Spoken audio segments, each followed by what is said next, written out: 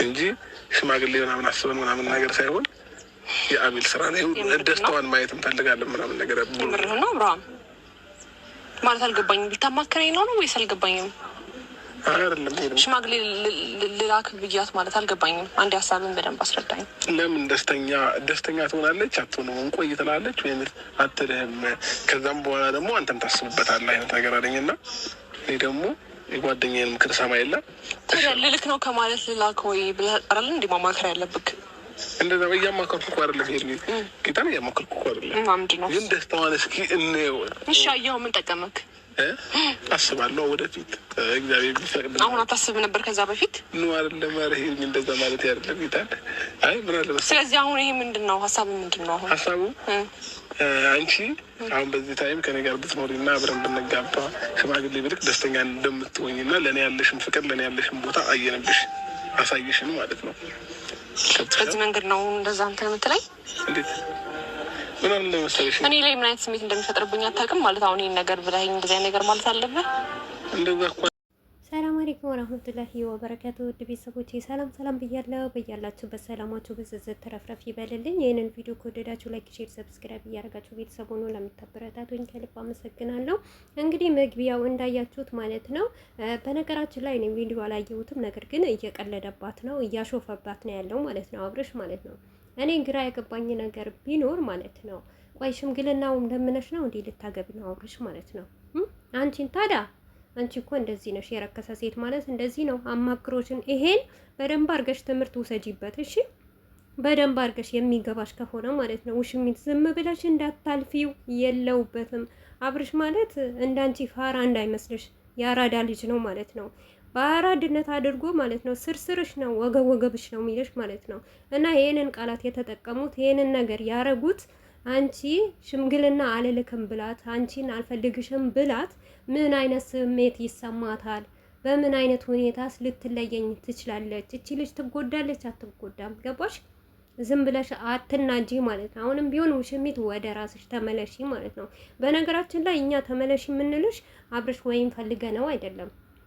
እኔ እውነት ለመናገር ማለት ነው አብርሽ ከሩታ ጋር ሞር ራሱ ቢመጣ እውነቴ ነው የምላችሁ እንደ በፊት አድናቂው አልሆንም በቃ ለምን እንደሆነ አላውቅም። እንደውም አሁን አብርሽና ሩታ ቢለያዩ በጣም ነው ደስ የሚለኝ ማለት ነው። ካየነው ከምንሰራው ከሚያስተምረን ከሚያስተላልፍል ነገር አንጻር እኔ ሩታና አብርሽ አንድ ላይ ባይሆኑ እንደው ደስታ በዚህ ጭቅጭቅ በዚህ ውሸት በዚህ ድራማ እንደው ተለያይተው የትዳር ምንነቱን እውነት ተለያይተው ቢያዩት ደስ ይለኝ ነበር ማለት ነው። ምክንያቱም ምን አይነት ስቃይና ምን አይነት መከራ ሁልጊዜ እንደቀለደ እንደኖረ እውነቴ ነው የምላችሁ እና ውሽሚት ምን ልልሽ ፈልጌ ነው ማለት ነው የአብርሽን አሽሙር በደንብ አድርገሽ ተቀበይ ማለት ነው። ይሄ መጨረሻሽ ያምራል ማለት ነው። እኔ ደግሞ አንድ ነገር ልንገራችሁ ማለት ነው አብርሽ እና እንዴት ላሰማ ነበረ የአቤላን ምክር ማለት ነው። አቤላ እኮ ዛሬ ግደላትን ቢለህ እኮ ትገላታለህ። ለምን እነቃትን ቢለህ ታንቀዋለህ። አንተ የጓደኛህን ምክር አይደለም የምትሰማው? የእነሱማ ምክር ባሰማ ኖሮ ዛሬ አንተ እንደዚህ በረከሰ ቦታ አትገኝም ነበር። አንተ ማንም እንደዛ እንደ በፊት እንደመጣህ አካባቢ እሽሩሩ እንደተባልክ እንደነገስክ ንግስ ሆነ ማንም አፉን ሳይከፍትብህ ተነግሰህ ቁጭትን ነበር ማለት ነው። እንደዚህ የረከስከና እንደዚህ ላንተ እኮ አሁን ውድ ቤተሰቦቼ አብርሽና ሄርሜላ እውነት ለመናገር በጣም ደስተኛ ነው አይደለም የሚመስላችሁ? እመኑኝና ማለት ነው አብርሽ ከካሜራ ጀርባ ከሰል የከሰል አመድ እንዴት ታውቁታላችሁ አይደል? እንደዛ ነው የሚሆነው ማለት ነው። እንደዛ ጭስስ እርር ድብን ነው የሚለው። እዚህ ጋር ሄርሜላም ቢሆን እያስመሰለች ነው የምትስቀው። አብርሽም ደግሞ ለቪዲዮ እሱንም ለቪዲዮ አይደለም ከኛ ፉክክር ነው። እኔ ሁሌም እንደምናገር ማለት ነው የአብርሽና የሄርሜላ ነገር ከኦዲየንስ ፉክክር ነው። ምክንያቱም ከኛ ጋር ፉክክር ነው ማለት ነው። እኛ ደግሞ ሙጭጭ ብለናል፣ ሩታን አነቅም ብለናል። እሱ ግን ሩታ እንድትጠላና በድራማ መልክ ሆኖ ሄርሜላን እንድንቀበላት ነው የሚፈልገው ማለት ነው። ይሄንን ነገር አልተሳካለትም፣ አሁንም አይሳካለት። ከምሬ ነው የምላችሁ። ለምን ትራገሚያለሽ አትበሉኝ። ምክንያቱም ሴት ልጅ ናት፣ ብዙ ዋጋ የከፈለችበት ናት። እኔ ከሄርሜላ ጋር ሽማግሌ ቢላክ ደስ ይለሻል? እንዴት ነው ደስ ማይላት? እንዴት ደስ አይላትም? ደስ ባይላት ነው እንዴ ቀለበት ያረከላት? ደስ ባይላት ነው እንዴ ካንተ ጋር የምትሆነው ካንተ ጋር የምትላላጠው? እንደውም እኮ ዝሙት ከምትሰሩ እኮ አሪፍ ነው። እውነት እንደ ሀሳብ ልንገርህ ነው ማለት ነው። በቃ አግብታህ ማንም የሚከለክልህ የለም። ያው 1 አመት ድረስ ወልዳ ከዛም በኋላ ደግሞ ትተዋታለህ፣ ወይም ደግሞ አርግዛ ቂቅ ስታረግልህ ደግሞ ትተዋታለህ። ምን ችግር አለ እኮ ሰው ራሱ አይወቅስህም። አሁን ግን ማንም የተቀበለው እኮ የለም ያንተን ቀለበት ማለት ነው። እና ትዳርህንም ቤትህንም የበተነብህ ይሄ እባብ የሆነ ጓደኛህ ነው ማለት ነው። ገባህ አይደል? እንደው እኮ ቀራሱ ማለት ነው እዛ ሰፈር ሲያሽቃብጡ አርተፊሻል።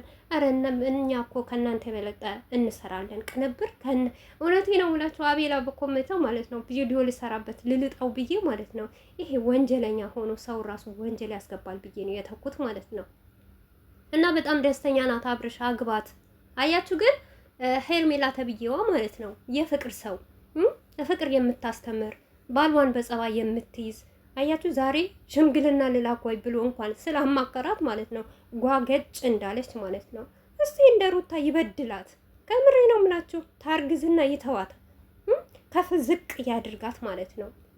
የኛዋ ጠንበለል፣ የኛዋ ጀግና፣ የኛዋ አንበሳ እውነት እዛው በዛው እኮ ነው የሚታሻሹት ማለት ነው። አይዲያ ራሱ ጠፍቶባቸዋል። ከምሬ ነው የምላችሁ። አይዲያ የሚባል ነገር ጭራሽኛ ውይ አቤላ ማሽቃባጭ ማለት ነው። ሰውም ተጋብቶ ማናቅ እኮ ነው የሚያደርገው። ብርቅ ነው እንዴ አብርሽና ሄርሜላ ከተጋቡ? ግልግል ነው እንጂ ከዝሙት ተገላገልን እንጂ ይሄ አዲስ ነገር። ኧረ በእናታችሁ ከዚህም የበለጠ እኮ የተጋባ ሰው አለ። ይሄ ደግሞ የልክስክስ ትዳር ማለት ነው። ባልን ቀምቶ የምታገባ ሽምግልና ሊላክ ነው። ለምን አንድ ሽምግልና አይደለም 100 ጊዜ ለምን አትልኩም? የእናንተ ትዳር ውሸት፣ የእናንተ ነገር ዝሙት፣ የእናንተ ነገር ነገም ቢሆን አላህ ማያሳምረው። ምክንያቱም ሄርሜላና አብርሽ ያረጉት ነገር መጥፎ ስራ ስለሆነ የሚደረግ ነገር ስላልሆነ እኛ በህይወታችን ሀገራችን እንኳን ስናድግ አስተዳደጋችን ራሱ ልጅ ያለው ወንድ በ6 ወር በ4 ወር ልጁን ትቶ የአራስ ቤት ሚስቱን ትቶ ሌላ ፍቅረኛ ሂዶ ቀለበት ሲያስር ያየን አብርሽ ብቻና ብቻ ነው። ውሽሚትም በሚዲያ ላይ ባለትዳር ወንድ አስፈትታ ከልጁ ለይታ ያገባች ቀለበት ያሰረች ወንበዴ ማነው? ሄርሜላ ነው ያየነው። ሌላ ምንም ነገር ያየነው ነገር የለም። እና ሄርሜላ ከፈለግ አንተ ብታገባት እንደውም በአንተ ያምርብሃል አቤላ ማለት ነው። ብዙ አታሽቃብጥ፣ ብርቃችን አይደለም ማለት ነው። የእናንተ ሽምግልና ደግሞ የውሸት ሽምግልና ልትልኩም ትችላላችሁ። አረ የውሸት አይደለም የእውነት ለምን አትልኩም ማለት ነው። በዚህ ናክል ሁልጊዜ ቀን በቀን ሽምግልና አይዲያ ጠፋባችሁ እንዴ?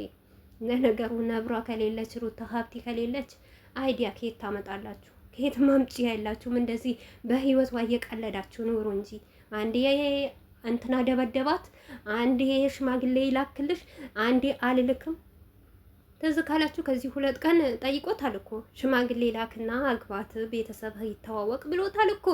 አይዲ ሲጠርባቸው እዛው በዛው ይጨማላለቀሉ። ለነገሩ እዛው አይደለ ያው ስራቸው ዋሉ ጭምልልቅ አይደለም ምንም የማያምር ነገር ስለሆነ ማለት ነው። እና አብርሽ ለማንኛውም ማለት ነው እውነት ሰከን ብትል የሰው መሳቂያ ባትሆን እሷንም ደግሞ ሰውን ባታስቅባት ደስ ይለናል። እኛ ግን አንበገርም አንወጋም። ለምን እንደሆነ ታጣለህ? ስራህን ስለምናቅ ማለት ነው። አዲስ ኦዲየንሶችህ ይባሉ ይጋጩ ይፋጩ ወንድምህን ይዘቅዝቁ። እኛ ከመዘቅዘቅም ነፃ ነን፣ ከመሳደብም ነፃ ነን። ነገር ግን ለአንተ ስንል ምንም ቢሆን መልካም ነገር አሳልፈናል ከአንተ ጋር ማለት ነው። ግን ለዛ ነገርህ ክብርህን ጠብቃ። ይም ካልክ ደግሞ የሚሆነው ይሆናል ማለት ነው። ውድ